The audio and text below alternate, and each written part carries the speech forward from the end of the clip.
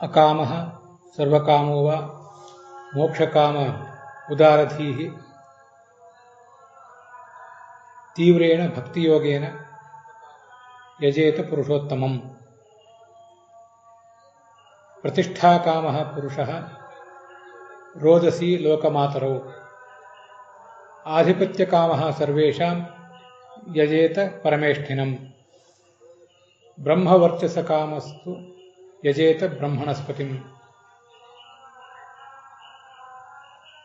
ಶಾಂತರೂಪೋ ದೇವಪಿತಾ ಘೋರಃ ಕರ್ಣಸಂಮತಃ ತಾವಜ್ಞಾನಸ್ಯಾಪ್ರಕಾಶಾತ್ ಮೂಢೋ ಭೂತಪತಿಃ ಸ್ಮೃತಃ. ತ್ರಿರೂಪೋಯಮಹಂಕಾರಃ ಶೇಷ ಇತ್ಯೇವ ಯಂ ವಿದುಃ. ಇಂದ್ರಮಿಂದ್ರಿಯಕಾಮಸ್ತು ತೇಜಸ್ಕಾಮೋ ವಿಭಾವಸುಂ. ಆಯುಷ್ಕಾಮೋಷ್ವಿನೌ ದೇವೌ ಪುಷ್ಟಿಕಾಮ ಇಲಾಂ ವ್ರಜೇತ್. ವಿಶ್ವಾನ್ ದೇವಾನ್ ರಾಷ್ಟ್ರಕಾಮಃ ತಂತುಂ ತನ್ವನ್ ಪಿತॄನ್ ಯಜೇತ್. ಸರ್ವೇಭ್ಯಃ ಶ್ರೋತೃಭ್ಯಃ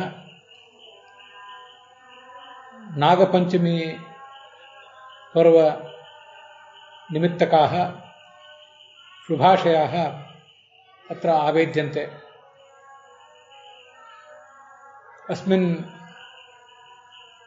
ಪರಮಪವಿತ್ರೆ ಪ್ರಸಂಗೆ ತೇನೈವ ಶೇಷೇಣ ಯೇಷು ಪೌರುಷೇಯಗ್ರಂಥೇಷು ತಂತ್ರಗ್ರಂಥೇಷು ಅಧ್ಯಯನಾರ್ಥಂ ಶ್ರದ್ಧಾ ವಿಧೀಯತೆ ಸರ್ವೇಷಾಂ ಸಾಧಕಾನಾಂ ತೇಷಾಂ ಮಧ್ಯೆ ಭಾಗವತಾಖ್ಯಸ್ಯ ತಂತ್ರಗ್ರಂಥಸ್ಯ ಅಧ್ಯಯನಂ ತಸ್ಯೈವ ಶೇಷಸ್ಯ ವ್ಯಾಖ್ಯಾನಗೋಚರ ಮನೋನಿಯಾಮಕಸ್ಯ ಅನುಗ್ರಹೇಣ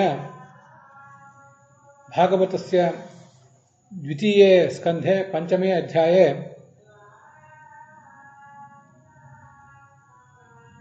ಅಯಂ ಚತುರ್ದಶಃ ಶ್ಲೋಕಃ. ಎರಡನೇ ಸ್ಕಂದದ 5ನೇ ಅಧ್ಯಾಯದ 14ನೇ ಈ ಶ್ಲೋಕ ಇದಾನೀಂ ವ್ಯಾಖ್ಯಾಸ್ಯತೆ.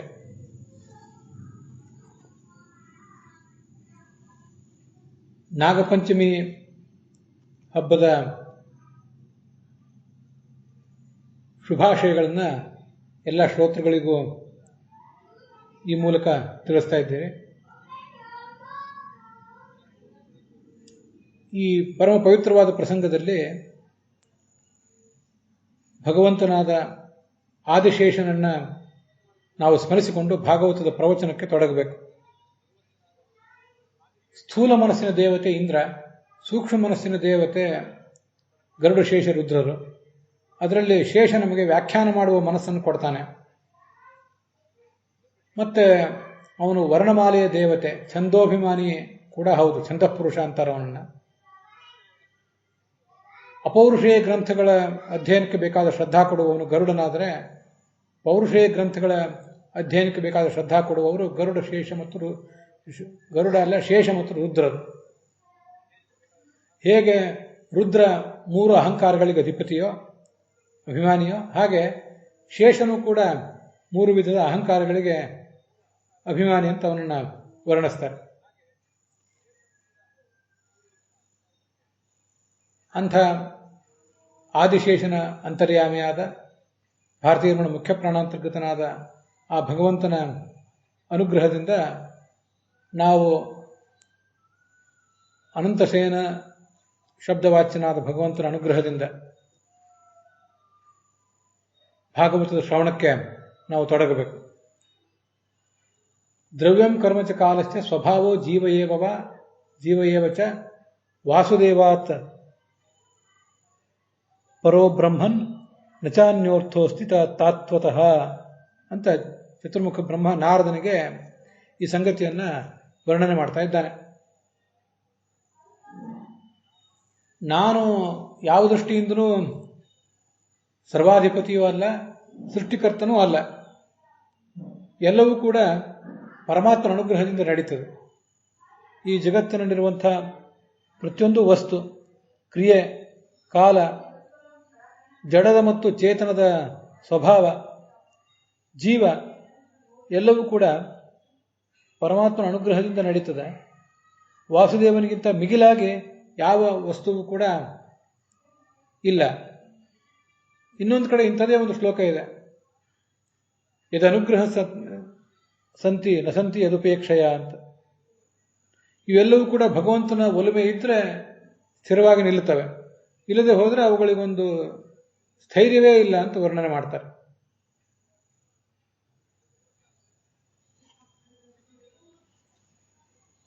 ಅದಕ್ಕೆ ಯಾರ್ಯಾರು ವ್ಯಾಖ್ಯಾನಕಾರರು ಏನೇನು ವ್ಯಾಖ್ಯಾನ ಮಾಡ್ತಾರೆ ಅಂತ ಅನ್ನೋದನ್ನು ನಾವೀಗ ಮೊದಲು ನೋಡಬೇಕು.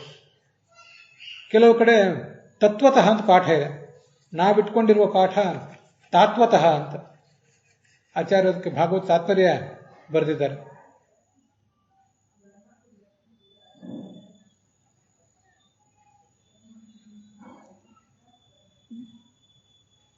ಕೆಲವು ಕಡೆ ತತ್ವತಃ ಅಂತ ಪಾಠ ಇಟ್ಕೊಂಡಿದ್ದಾರಲ್ಲ, ಅವರ ದೃಷ್ಟಿಯಿಂದ ಇವು ಯಾವುದು ಕೂಡ ವಾಸ್ತವಿಕವಾಗಿ ಇಲ್ಲವೇ ಇಲ್ಲ. ಭಗವಂತ ಒಂದು ವಾಸ್ತವಿಕ ಸಂಗತಿ, ಉಳಿದಿದ್ದೆಲ್ಲವೂ ಕೂಡ ಅವಾಸ್ತವಿಕ ಸಂಗತಿ ಅನ್ನುವಂತೆ ಕೆಲವರು ವ್ಯಾಖ್ಯಾನ ಮಾಡ್ತಾರೆ.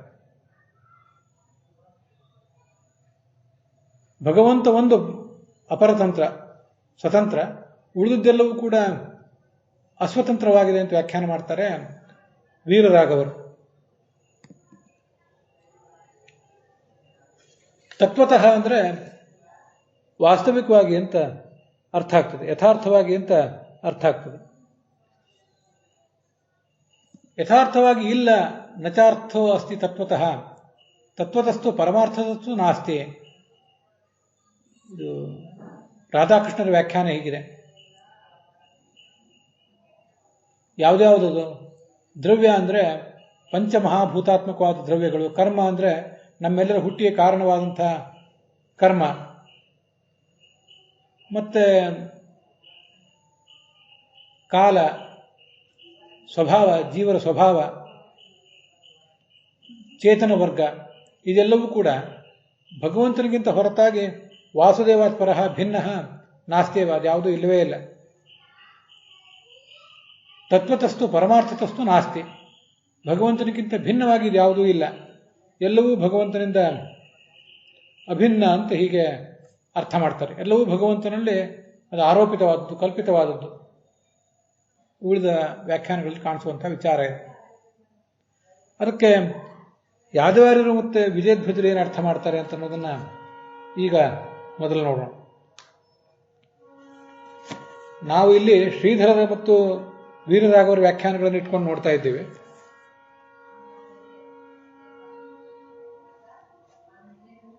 ಪರ ಅಂದರೆ ವಾಸುದೇವರಿಗಿಂತ ಉತ್ತಮವಾದದ್ದು ಏನೂ ಇಲ್ಲ ಅಂತ ಅಷ್ಟು ಮಾತ್ರ ಅರ್ಥ ಮಾಡಿದ್ದಾರೆ. ಅದ್ವೈತದಲ್ಲಿ ಅಂತೂ ಎಲ್ಲವೂ ಬ್ರಹ್ಮವೇ ಆಗಿದೆ, ಬ್ರಹ್ಮನಿಗಿಂತ ಮಿಗಿಲಾದದ್ದಿಲ್ಲ. ವಿಶಿಷ್ಟ ಅದ್ವೈತದಲ್ಲಿ ಪ್ರತಿಯೊಂದು ಕೂಡ ಬ್ರಹ್ಮನ ಶರೀರ ಅಂತ ಕರೆಸಿಕೊಂಡಿದೆ. ನಮ್ಮ ಶರೀರದಲ್ಲಿ ನಾವು ಹೇಗಿರ್ತೀವೋ ಹಾಗೆ ನಮ್ಮೆಲ್ಲರನ್ನೂ ಶರೀರವನ್ನಾಗಿ ಮಾಡಿಕೊಂಡು ಅದರೊಳಗೆ ಭಗವಂತ ಇದ್ದಾನೆ. ಅದರಿಂದ ಬೇರೆ ವ್ಯಾಖ್ಯಾನಕಾರರಲ್ಲಿ ಅದು ತತ್ವತಃ ಅಂತ ಪಾಠ. ಪರಹ ಅಂದರೆ ಅಧಿಕ, ಭಗವಂತನಿಗಿಂತ ಅಧಿಕವಾದದ್ದು ಯಾವುದೂ ಇಲ್ಲ. ತದ್ವದೇವ ಸ್ಥಿತಂ ವಸ್ತು ತದ್ವದೇವ ಸ್ಥಿತಂ ಎತ್ತು ತಾತ್ವಿಕಂ ತತ್ ಪ್ರಚಕ್ಷತೆ ಅಂತ ಕೂರ್ಮ ಪುರಾಣದ ಮಾತನ್ನು ಆಚಾರ್ಯರಲ್ಲೇ ಉದ್ಧರಿಸ್ತಾರೆ. ಅದಕ್ಕೇನರ್ಥ? ಭಗವಂತನಿಗಿಂತ ಉತ್ತಮವಾದದ್ದು ಯಾವುದೂ ಇಲ್ಲವೇ ಇಲ್ಲ. ಯಾಕೆಂದ್ರೆ ಅವನು ಸ್ವತಂತ್ರ, ಉಳಿದಿದ್ದೆಲ್ಲವೂ ಅಸ್ವತಂತ್ರ.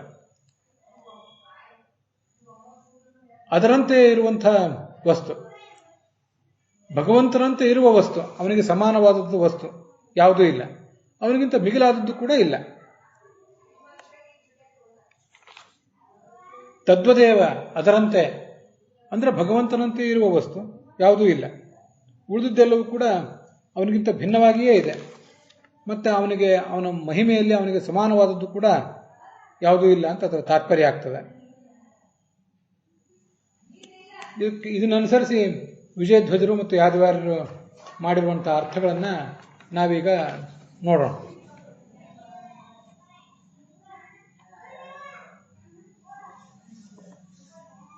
ದ್ರವ್ಯ ಅಂದರೆ ಏನೇನು ಅರ್ಥ ಹೇಳ್ತಾರೆ? ದ್ರವ್ಯ ಅನ್ನೋದಕ್ಕೂ ಕೂಡ ಒಬ್ಬೊಬ್ಬರು ಮಾಡಿರುವಂತಹ ಅರ್ಥಗಳು ಬೇರೆ ಬೇರೆ ಇದೆ.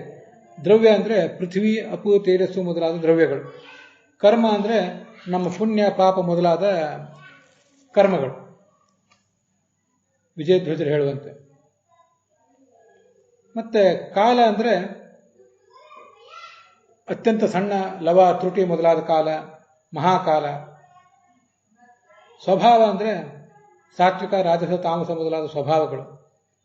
ಜೀವ ಅಂದರೆ ಸುಖ ದುಃಖಗಳಿಗೆ ಆಶ್ರಯನಾದಂತಹ ಜೀವ. ದ್ರವ್ಯ ಅಂದರೆ ಯಜ್ಞದಲ್ಲಿ ಉಪಯೋಗ ಮಾಡುವಂಥ ಹವಿಸ್ಸು, ತುಪ್ಪ, ಅನ್ನ, ಪಾಯಸ ಮೊದಲಾದ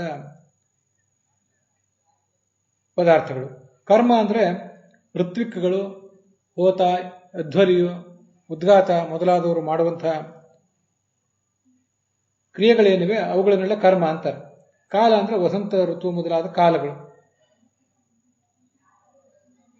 ಸ್ವಭಾವ ಅಂದರೆ ಬ್ರಾಹ್ಮಣತ್ವ, ಕ್ಷತ್ರಿಯತ್ವ, ವೈಶ್ಯತ್ವ ಮೊದಲಾದ ಸ್ವಭಾವಗಳು. ಜೀವ ಅಂದರೆ ಯಾರು? ಯಜಮಾನ ಅಂತ ಕರೆಸ್ಕೊಂಡಿರು, ಯಜ್ಞ ನಡೆಯುವಾಗ ಯಜಮಾನ ಅಂತ ಕರೆಸ್ಕೊಂಡಿರುವಂಥ ಜೀವ. ಎಲ್ಲವನ್ನೂ ಯಜ್ಞವನ್ನು ಉದ್ದೇಶಿಸಿ ಹೇಳಿದ್ದಾರೆ ವಿಜಯಧ್ವಜ ತೀರ್ಥರು. ಇವೆಲ್ಲವೂ ಕೂಡ ದ್ರವ್ಯ, ಕಾಲ, ಕರ್ಮ ಎಲ್ಲವೂ ಕೂಡ ವಾಸುದೇವಾತ್ ಅಧಿಕ ಯಾವುದೂ ಇಲ್ಲ. ಹಾಗಾದರೆ ಅವನಿಗೆ ಸಮಾನವಾದದ್ಯಾ ಅಂದರೆ ಅದು ಕೂಡ ಇಲ್ಲ. ತಾತ್ವತಃ ತದ್ವದೇವ ಸ್ಥಿತ ಸಮೋಪಿ ನಾಸ್ತಿ. ಇದು ವಿಜಯಧ್ವಜರು ತೋರಿಸುವಂಥ ಅರ್ಥ. ಯಾದವಾರ್ಯರ ವ್ಯಾಖ್ಯಾನದಲ್ಲಿ ದ್ರವ್ಯ ಅಂದರೆ ಪ್ರಕೃತಿ ಮೊದಲಾದ ದ್ರವ್ಯಗಳು ಅಂತ ಅರ್ಥ ಬರೀತಾರೆ. ಕೇವಲ ಪೃಥ್ವಿ ಅಲ್ಲ, ಪ್ರಕೃತಿಯಿಂದ ಆರಂಭಿಸಿ ಎಲ್ಲವೂ ಕೂಡ ದ್ರವ್ಯವೇ. ಕಾಲ ಅಂದರೆ ಒಟ್ಟಾರೆ ಇಷ್ಟ ಅನಿಷ್ಟ ಮೊದಲಾದ ಕರ್ಮ. ಇದನ್ನು ಕರ್ಮವನ್ನೇ, ಪುಣ್ಯ ಪಾಪ ಮೊದಲಾದ ಕರ್ಮವನ್ನೇ ಕರ್ಮ ಅನ್ನೋದು. ಸ್ವಭಾವ ಅಂದರೆ ಆಯಾ ವಸ್ತುವಿನ ಸ್ವಭಾವ, ಕೇವಲ ಬ್ರಾಹ್ಮಣತ್ವ, ಕ್ಷತ್ರಿಯತ್ವ ಇತ್ಯಾದಿಗಳಲ್ಲ. ಪ್ರತಿಯೊಂದು ಜಡದಲ್ಲಿಯೂ ಚೇತನದಲ್ಲೂ ಇರುವಂತಹ ಎಲ್ಲ ವಸ್ತುಗಳು ಸ್ವಭಾವ. ಜೀವ ಅನ್ನೋದ್ರ ಬಗ್ಗೆ ವಿಜಯಧ್ವಜರ ಮತ್ತು ಯಾದವಾರ್ಯರ ಅರ್ಥ ಒಂದೇ ಇದೆ.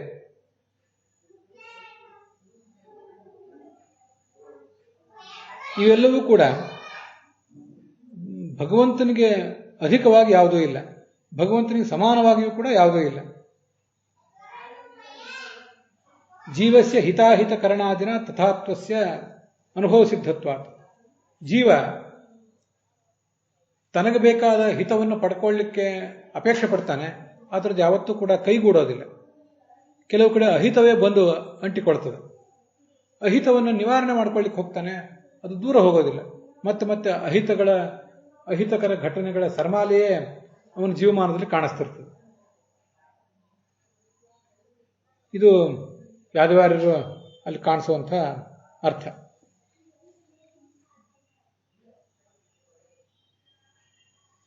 ಈ ಇಬ್ಬರು ವ್ಯಾಖ್ಯಾನಕಾರರು ಹೇಳಿದ್ದನ್ನ ಇಲ್ಲಿ ನೋಡಿದ್ದೇವೆ.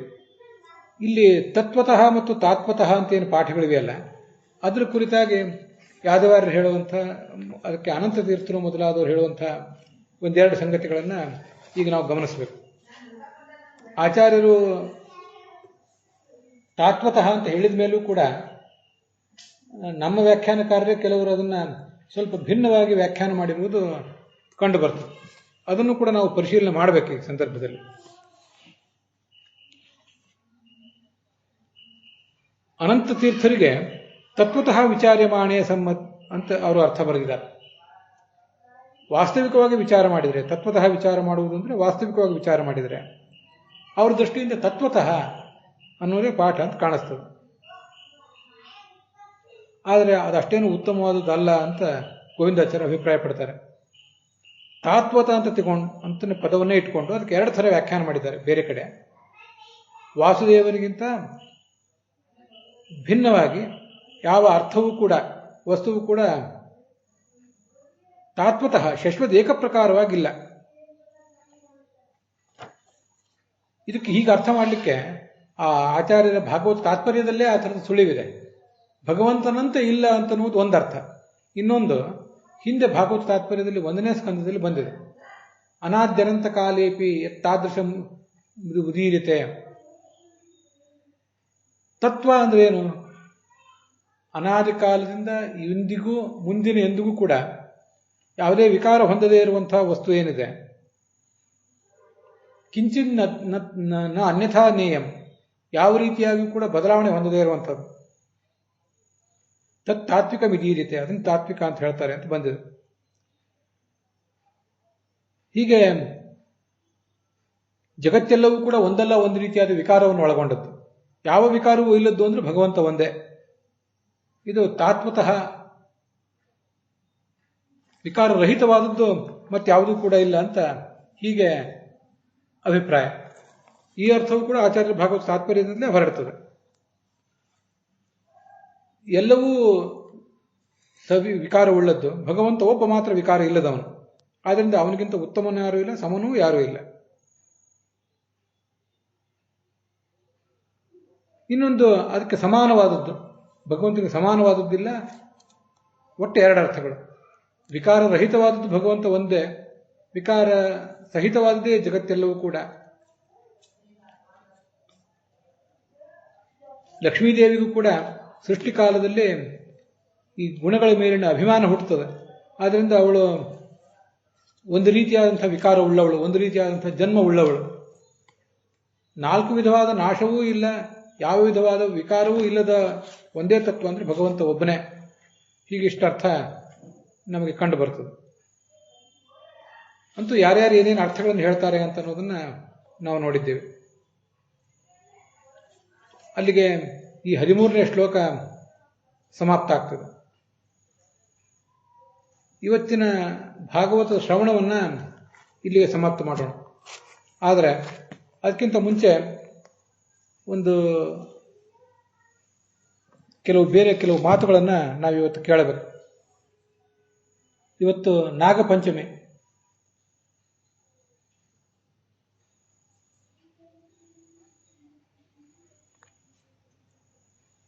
ಇವತ್ತೇನು ನಾಗಪಂಚಮಿ ಇದೆ, ಇಂಥದೇ ಒಂದು ನಾಗಪಂಚಮಿ 14 ವರ್ಷಗಳ ಹಿಂದೆ ಹಿರಿಯ ವಿದ್ವಾಂಸರು ಮತ್ತು ಗುರುಗಳು ಆದಂಥ ಶೇಷಗಿರಿ ಆಚಾರ್ಯರನ್ನು ನಾನು ಭೇಟಿ ಮಾಡಿದ್ದೆ.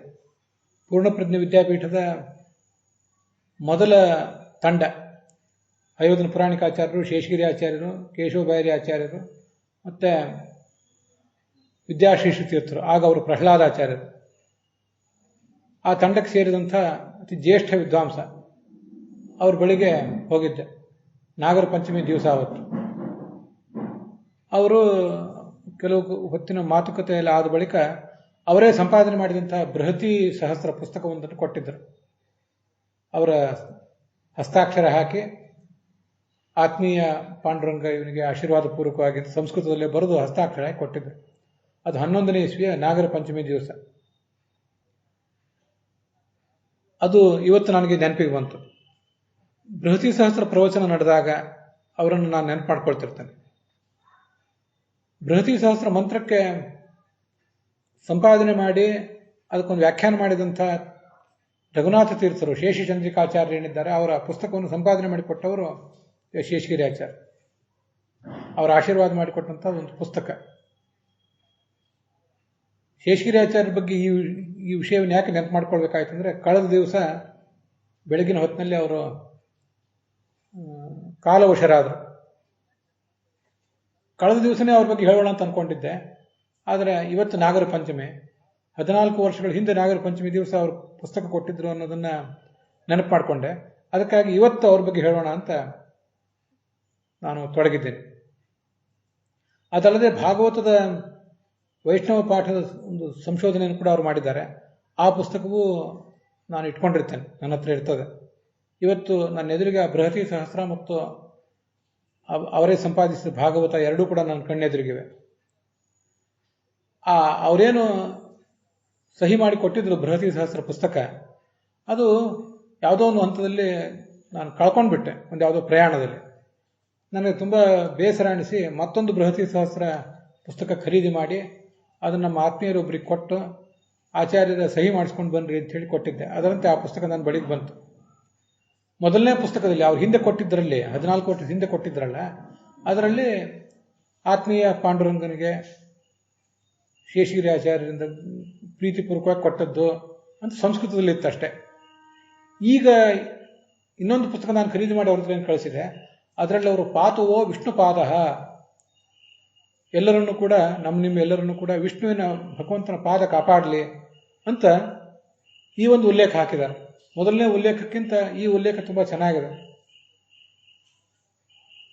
ಮೊದಲನೇ ಪುಸ್ತಕ ಕಳೆದೇ ಹೋದರೆ ಈ ಉಲ್ಲೇಖ ಸಿಗ್ತಿರ್ಲಿಲ್ಲೇನೋ. ಅಂತೂ ಈ ಎರಡನೇ ಪುಸ್ತಕದಲ್ಲಿ ಭಗವಂತನ ಪಾದದ ಸ್ಮರಣ ಆಗುವಂತಹ ಉಲ್ಲೇಖವನ್ನು ಅವರು ಮಾಡಿಕೊಟ್ಟು ಅವರ ನೆನಪು ನನ್ನ ಪುಸ್ತಕದಲ್ಲಿ ಮತ್ತು ನನ್ನ ಮನಸ್ಸಿನಲ್ಲಿ ಸ್ಥಿರವಾಗಿ ಉಳಿಯುವಂತೆ ಅನುಗ್ರಹಿಸಿದ್ದಾರೆ. ಶೇಷಗಿರಿ ಆಚಾರ್ಯರ ಪಾಂಡಿತ್ಯ, ಅವರ ಸರಳತೆ ಸಾಮಾನ್ಯವಾದದ್ದಲ್ಲ. ಅವರು BSc ಓದಿದವರು. BSc ಓದಿ ಆಮೇಲೆ ಈ ಶಾಸ್ತ್ರದ ವಿದ್ಯಾಭ್ಯಾಸಕ್ಕೆ ಇಳಿದವರು.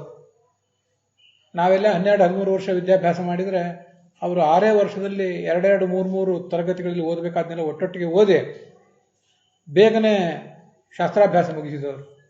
ವಿದ್ಯಾಮಾನ್ಯ ತೀರ್ಥರ, ವಿಶ್ವೇಶ ತೀರ್ಥರ ವಿಶೇಷ ಪ್ರೀತಿಗೆ, ಅಭಿಮಾನಕ್ಕೆ ಪಾತ್ರರಾದವರು. ಮುಂದೆ ಮೈಸೂರಿನವರು ಅವರು ನೆಲೆಸಿದ್ರು. ಅವರು ನಮ್ಮಂಥವ್ರಿಗೆ ಪಾಠ ಮಾಡಲಿಲ್ಲ, ಆದರೆ ಮಾರ್ಗದರ್ಶನ ಮಾಡಿದ್ದು ಬಹಳ ದೊಡ್ಡದು. ಅವರು ವಿದ್ಯಾಮಾನ್ಯ ತೀರ್ಥರ, ವಿಶ್ವೇಶ ತೀರ್ಥರ ಅನುಗ್ರಹಕ್ಕೆ ಪಾತ್ರರಾದರು ಅಂತ ಹೇಳಿದೆ. ವಾದಿರಾಜ ಸ್ವಾಮಿಗಳ ಅನುಗ್ರಹಕ್ಕೂ ಅವರು ಪಾತ್ರರಾದವರು ಅಂತ ಇಲ್ಲಿ ನೆನಪು ಮಾಡ್ಕೊಳ್ಬೇಕು. ಅವ್ರ ಬಗ್ಗೆ ಹೀಗೊಂದು ನಾನು ಕಥೆ ಕೇಳಿದೆ. ಅವರು ಸೋದೆಗೆ ಹೋಗಿ, ಸೋದೆ ಸಮೀಪ ಇರುವಂಥ ತಪೋವನ ಇದೆ, ಅದು ನಮಗೆಲ್ಲರಿಗೂ ಗೊತ್ತಿದೆ. ಅಲ್ಲಿ ಹೋಗಿ ಒಂದು 3 ದಿವಸ ಏನೋ ಸೇವಾ ಮಾಡಬೇಕು ಅಂತ ಕೂತಿದ್ರು. ಎಷ್ಟೋ ಜನ ಹೋಗ್ತಿರ್ತಾರೆ, ಹಿರಿಯ ವಿದ್ವಾಂಸರು ಅಲ್ಲಿ ಹೋಗಿ ಸೇವಾ ಮಾಡಿದ್ದಿದೆ. ಬಹಳ ಅಪಾಯಕಾರಿಯಾದ ಜಾಗ ಏನಲ್ಲದೆ ಹೋದ್ರೂ ಕೂಡ ಅಲ್ಲಿ ಅಡಿಗೆ, ಊಟ ಇತ್ಯಾದಿ ಇಲ್ಲ. ಏನೋ ಹಣ್ಣು ಇತ್ಯಾದಿ ತಿನ್ಕೊಂಡಿರ್ಬೇಕಷ್ಟೇ ಅಲ್ಲಿ. ಮತ್ತು ಕೆಲವರು ವಿದ್ವಾಂಸರು ಹೋಗಿದ್ದಾರೆ, ಅವರಿಗೇನು ಅಷ್ಟು ತೊಂದರೆ ಆಗಿರಲಿಲ್ಲ. ಈ ಶೇಷಗಿರಿ ಆಚಾರ್ಯರು ಅಲ್ಲಿ ಹೋದಾಗ ಅವ್ರಿಗೇನೋ ಅನಾರೋಗ್ಯ ಆಗಿ, ತೊಂದರೆ ಆಗಿ, ಅದು ಯಾರಿಗೂ ತಿಳಿಯದೆ ಅವರನ್ನು ಕಾಪಾಡುವವರು ಯಾರು ಇಲ್ಲದಂಥ ಪರಿಸ್ಥಿತಿ ಬಂದಿತ್ತು. ಈ ಕಡೆ ಸೋದೆಯಲ್ಲಿ ಅರ್ಚಕರಿಗೆ ವಾದಿರಾಜ ಸ್ವಾಮಿಗಳು ಅಥವಾ ಭೂತರಾಜರು ಯಾರೋ ಕನಸಿನಲ್ಲಿ ಕಾಣಿಸ್ಕೊಂಡು, ಭೂತರಾಜರು ಕಾಣಿಸಿದ್ರು, ವಾದಿರಾಜರು ಕಾಣಿಸಿದ್ರು, ಎರಡೂ ಒಂದೇ. ನಮ್ಮವರೊಬ್ಬರು ತಪೋವನದಲ್ಲಿದ್ದಾರೆ, ಅಲ್ಲಿ ಹೋಗಿ ಅವರನ್ನು ಕಾಪಾಡಿಕೊಂಡು ಬನ್ನಿರಿ, ರಕ್ಷಿಸಿ ಇಲ್ಲಿ ಕರ್ಕೊಂಡು ಬನ್ನಿರಿ ಅಂತ ಸೂಚನೆ ಆಯಿತು. ಅದರಂತೆ ಸಿಬ್ಬಂದಿ ಅಲ್ಲಿ ಹೋಗಿ ಅವ್ರನ್ನ ಕರ್ಕೊಂಡು ಬಂದರು. ಹೀಗೆ ಪುರಾಣಿಕಾಚಾರ್ಯರು ಹೇಗೋ ಹಾಗೆ ಶೇಷಗಿರಿ ಆಚಾರ್ಯರು ಕೂಡ ವಾದಿರಾಜ ಸ್ವಾಮಿಗಳ ವಿಶೇಷ ಅನುಗ್ರಹಕ್ಕೆ ಪಾತ್ರರಾದವರು. ಮಹಾಭಾರತದ ಸಂಪಾದನೆ ಮಾಡಿದವರು ಲಕ್ಷಾಲಕ್ಕಾರ ಸಮೇತ. ಅವರೆಷ್ಟು ಸರಳರಾದವರು ಶೇಷಗಿರಿ ಆಚಾರ್ಯರು ಅನ್ನೋದನ್ನು ಈ ಪ್ರಸಂಗದಲ್ಲಿ ನಾವು ನೆನಪು ಮಾಡ್ಕೊಳ್ಬೇಕು. ಪಾಂಡಿತ್ಯ ಕೆಲವರಿಗೆ ಹೆಚ್ಚಿರ್ತದೆ, ಕೆಲವರಿಗೆ ಕಡಿಮೆ ಇರ್ತದೆ.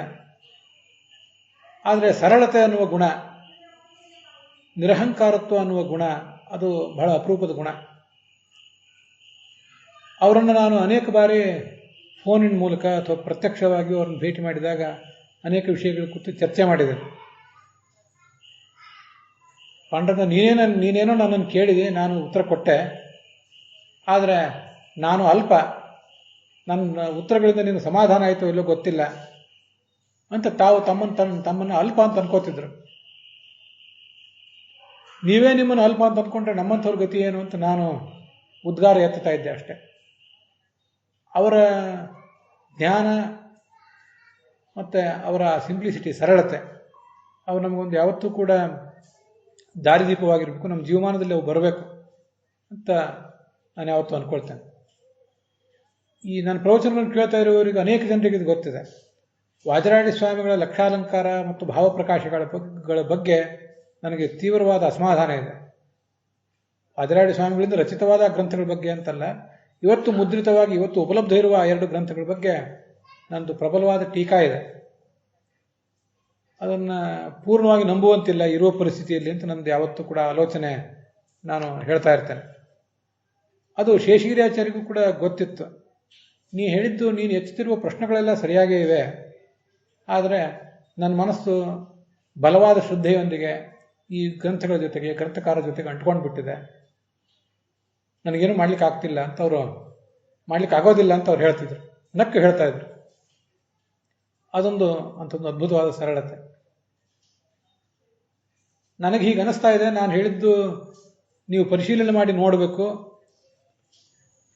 ಅಂತ ಯಾವತ್ತೂ ನಾವು ಒಂದು ಮುಕ್ತವಾದ ವಾತಾವರಣವನ್ನು, ಮುಕ್ತವಾದ ಮನಸ್ಸನ್ನು ಹೊಂದಿರಬೇಕು. ಅದನ್ನು ಅಂಥವರಿಂದ ಕಲಿಬೇಕು. ಇನ್ನೊಂದು ಗುಣ ಗುಂಪು ಕಟ್ಟಿಕೊಂಡು ಬದುಕದೇ ಇರುವಿಕೆ. ಅನೇಕ ಜನ ವಿದ್ವಾಂಸರಾಗಲಿ ಮತ್ತಾರೇ ಸಾಧಕರಾಗಲಿ ಒಂದು ಹಂತಕ್ಕೆ ಬಂದಮೇಲೆ, ಪ್ರವರ್ಧಮಾನಕ್ಕೆ ಬಂದ ಕೂಡಲೇ ಗುಂಪು ಕಟ್ಟಿಕೊಂಡು ಬದುಕಲಿಕ್ಕೆ ಪ್ರಾರಂಭ ಮಾಡಿಬಿಡ್ತಾರೆ. ಇವರು ಸುತ್ತ ಕೆಲವರು ಸೇರಿ ಒಂದು ಗುಂಪನ್ನು ಕಟ್ಟುತ್ತಾರೆ, ಇವ್ರಿಗೆ ಬೇಕಾಗಿಯೋ ಬೇಡ ಆಗಿಯೋ. ಆ ಗುಂಪಿನಲ್ಲಿ ಇವರು ಬದ್ಧರಾಗಿಬಿಡ್ತಾರೆ. ತಾವು ಬದ್ಧರಾಗಿರೋದು ಅವ್ರಿಗೆ ಗೊತ್ತಾಗೋದಿಲ್ಲ. ಆ ಗುಂಪಿನ ಪ್ರಶಂಸೆ, ಅಭಿಮಾನ, ಹೆಮ್ಮೆ ಅದರಲ್ಲಿ ಮೈಮರ್ತು ಬಿಡ್ತಾರೆ. ಅದು ಗುಂಪಿನೊಳಗೆ ಸಿಕ್ಕಿಬಿದ್ದ ಇವರಿಗೂ ಆ ಗುಂಪಿನ ಇತರರಿಗೂ ಯಾರಿಗೂ ಆಧ್ಯಾತ್ಮಿಕವಾಗಿ ಒಳ್ಳೆಯದೇನಲ್ಲ. ಸಮಾಜದಲ್ಲಿ ಆಗ್ತಿರ್ತದೆ. ಆದರೆ ಪುರಾಣಿಕಾಚಾರ್ಯರು ಹೇಗೋ ಹಾಗೆ ಶೇಷಗಿರಿ ಆಚಾರ್ಯರು ಕೂಡ ಯಾವತ್ತೂ ಗುಂಪು ಕಟ್ಟಿಕೊಳ್ಳದೆ ಬದುಕಿದವರು.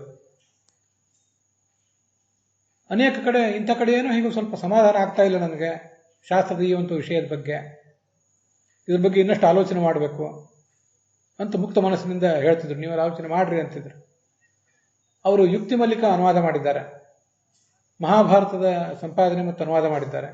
ಅವು ಎರಡೂ ಕೆಲಸಗಳಲ್ಲಿಯೂ ಅವರಿಗೆ ಸಹಾಯಕನಾಗಿ ಒಂದಿಷ್ಟು ಕೆಲಸ ಮಾಡಿದ್ದೇನೆ ನಾನು. ಆ ಒಂದು ಧನ್ಯತೆ ಇದೆ. ಹಾಗೆಲ್ಲ ಅವ್ರ ಸಮೀಪದಲ್ಲಿ 14-15 ವರ್ಷಗಳಿಂದ ಇತ್ತೀಚೆಗೆ ಅವರು ಒಡನಾಟ. ಅವರಿಗೆ 86 ವರ್ಷ ಆಗಿತ್ತು, ಅವರು ಕಾಲವಶ ಆದಾಗಂತ ಕೇಳಿ ಬರ್ತದೆ. ನಾವು ಅವ್ರ ಮಕ್ಕಳ ವಯಸ್ಸಿನವರು, ಅವ್ರ ಶಿಷ್ಯರಂತೂ ಹೌದೇ ಹೌದು.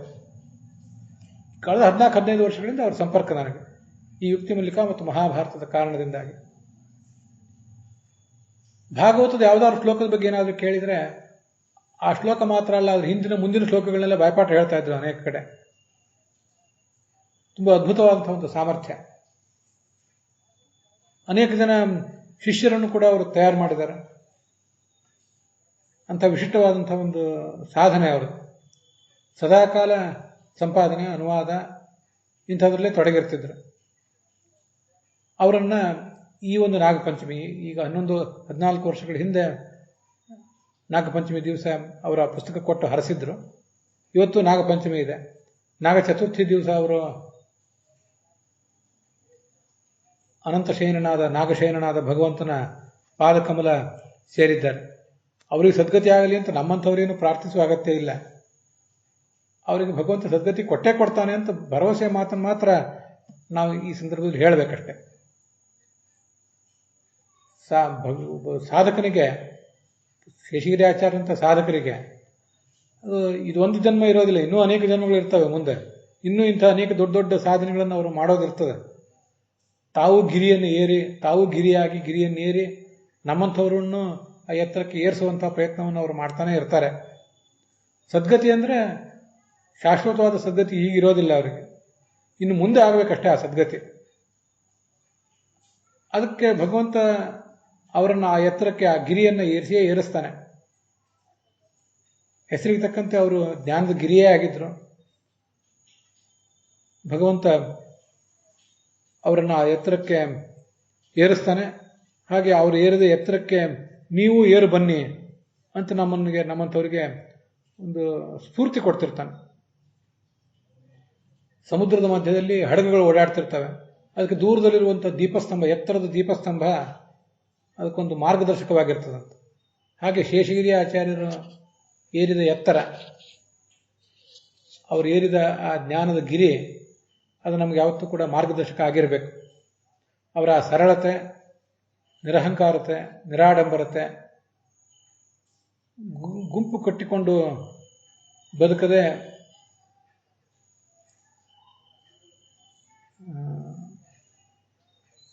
ಭಗವದ್ಗೀತೆಯಲ್ಲಿ ಹೇಳಿದಂತೆ ವಿವಿಕ್ತ ದೇಶ ಸೇವಿತ್ವಂ ಅನ್ನುವಂತಹ ಗುಣ ನಮಗೂ ಕೂಡ ಬರಬೇಕು. ಅವರ ಅಂತರ್ಯಾಮಿಯಾದಂಥ ಶೇಷನ ಅಂತರ್ಯಾಮಿಯಾದಂಥ ಭಾರತೀಯರ ಮುಖ್ಯ ಪ್ರಾಣಾಂತರ್ಗತನಾದಂಥ ಈ ನಾಗಶಯನ, ಅನಂತಶಯನಾದಂಥ ಭಗವಂತ ಲಕ್ಷ್ಮೀರಮಣ, ಅವನಿಗೆ ಈ ಭಾಗ ಅರ್ಪಿತವಾಗಿದೆ. ಶ್ರೀಕೃಷ್ಣಾರ್ಪಣ ವಸ್ತು. ಹುಸಿಯ ನಾಡಿ ಹೊಟ್ಟೆ ಹೊರೆವ ವಿಷಯದಲ್ಲಿ ರಸಿಕನಂತೆ ಹುಸಿಗೆ ಹಾಕಿದಿರೋ ಇನ್ನು ಋಷಿಕೇಶನೇ, ಈಶನಿನ್ನ ಚರಣ ಭಜನೆ ಆಸೆಯಿಂದ ಮಾಡುವೆ, ದೋಷರಾಶಿ ನಾಶ ಮಾಡು ಶ್ರೀಶಕೇಶವ. ಶ್ರೀಕೃಷ್ಣಾರ್ಪಣಮಸ್ತು.